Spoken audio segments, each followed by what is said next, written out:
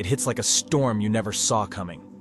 One moment you're in love fused to another soul, like your whole life finally made sense, and the next you're alone spiraling and nothing feels real anymore. There's no manual for what to do when the person who once made your heart race now feels like a ghost that haunts every corner of your mind. If you've lost your mind over an ex, you're not weak, you're human. But it's time someone told you the truth brutally gently, and without pretending that moving on is as simple as deleting a phone number. Love, when it's real to you, becomes a part of your identity. So when it ends, it's not just heartbreak, it's identity loss. You wake up and don't know who you are anymore. Songs hurt, silence hurts more. Everything is a memory. Every corner of your city feels like a landmine. And the worst part, you keep asking yourself, why can't I just let go? As if you're broken, as if you're addicted, and maybe in some ways you are. See, your brain doesn't distinguish emotional pain from physical pain. That's why heartbreak hurts. Neurologically, it activates the same parts of your brain as withdrawal from a drug. So no, you're not crazy for checking their social media. You're not weak for missing someone who hurt you. You're wired to seek connection even when that connection is poison. But the question now is, how long are you going to keep bleeding for someone who's already walked away? The mind plays dirty tricks when you've been left.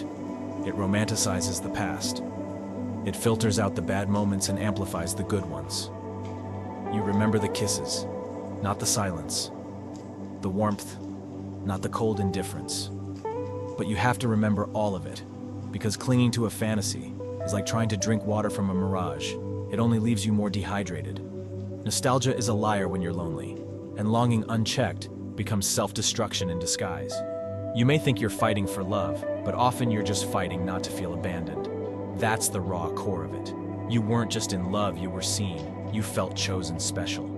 And when that's ripped away, it feels like a part of you dies. But here's the truth. They don't teach in fairy tales. Sometimes losing someone isn't the tragedy.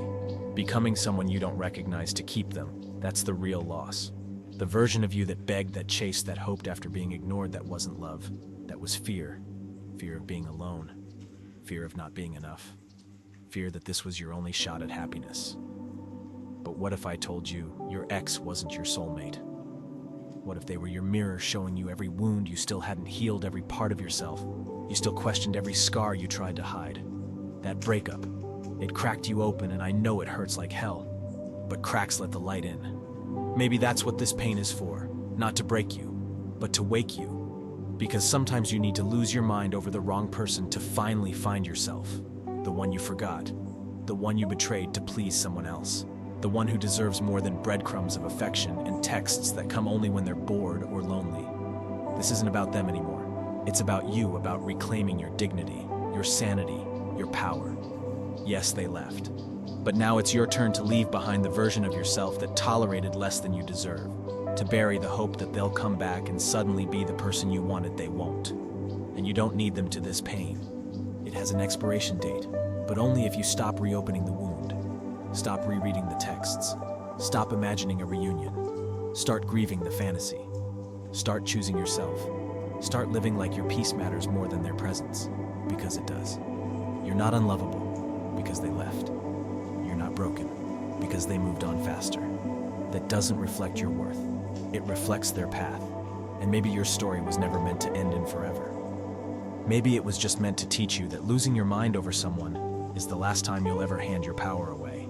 Because what comes next, the person you become from this, is stronger than the one who fell apart. And they'll thank you for finally walking away, even if your knees shook and your heart cracked while doing it. There comes a moment in every heartbreak where silence becomes louder than screams.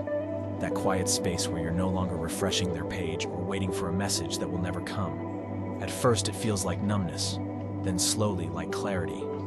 This is the threshold, the place where pain turns into wisdom. Because healing doesn't start when they apologize or come back. Healing begins the moment you stop needing them to. You see, losing your mind over an ex isn't the tragedy. The real tragedy is staying lost. Replaying what happened, what you could have done differently, what they said, what they didn't say. That cycle traps you in the past, but your life is not back there. It's not in the memory, it's not in their hands, it's in front of you. And the more you look back, the more you delay what could be becoming the best chapter of your story. Here's the truth. Closure isn't something they give you, it's something you give yourself. Waiting for them to say the perfect words, or feel regret, is like waiting for the sky to apologize for the rain. Sometimes you won't get answers. Sometimes people leave messily without explanation. And that has to be okay, because not every book ends with a neatly tied ribbon. Some just end abruptly without punctuation.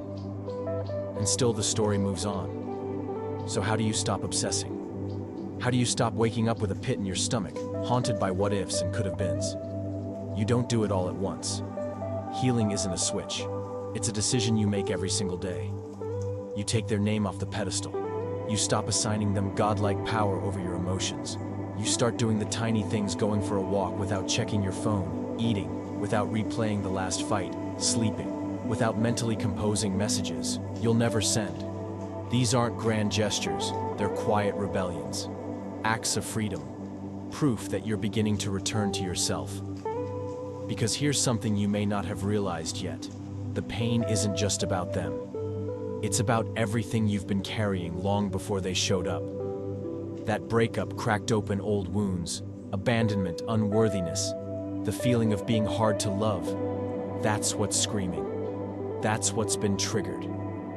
And until you confront those shadows, every future, love will just be another bandage, not a cure. So use this pain. Don't run from it. Let it teach you where you still need to heal. Let it show you where you give too much and expect too little. Let it burn away the parts of you that were performing just to be chosen, because you were never meant to earn love. Real love doesn't require that. And maybe this is the deepest lesson of all. You don't have to prove anything anymore. Not to your ex, not to their friends, not even to yourself. You are already worthy before the relationship, during the wreckage, and after the ruins. That person who cried alone in the dark, who questioned their value, who begged the universe for a second chance, they deserve peace. They deserve forgiveness. They deserve to be set free from the past, and you can give them that. Forgive yourself for loving deeply, for trusting fully, for not seeing the red flags, for staying longer than you should have. That wasn't weakness. That was hope, and hope is never foolish. It's just misdirected sometimes. Now it's time to direct it somewhere else, into yourself. Because one day soon you'll look back and be grateful this ended. You'll see how you would have kept shrinking to stay, how you kept betraying yourself to hold on to someone who wasn't fighting to keep you.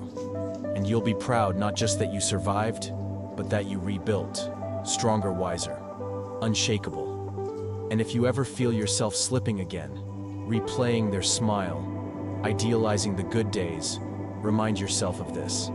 If love costs your sanity, it's too expensive. If it demands your dignity, it's not love.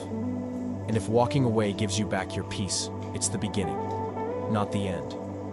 So don't just get over them, rise from them. Not with bitterness, but with boundaries. Not with vengeance, but with vision. Not to prove something, but because your soul remembers who it was before the ache, and it's time to return there.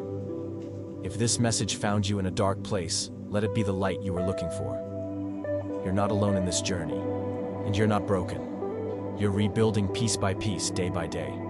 So if you're ready to take back control of your story, subscribe. Because here we don't just talk about heartbreak, we talk about healing. Real, honest, raw healing. Hit that bell. Join the tribe. And remember, sometimes the best revenge is simply choosing peace and never looking back. You've got this, and your future self is already proud of you.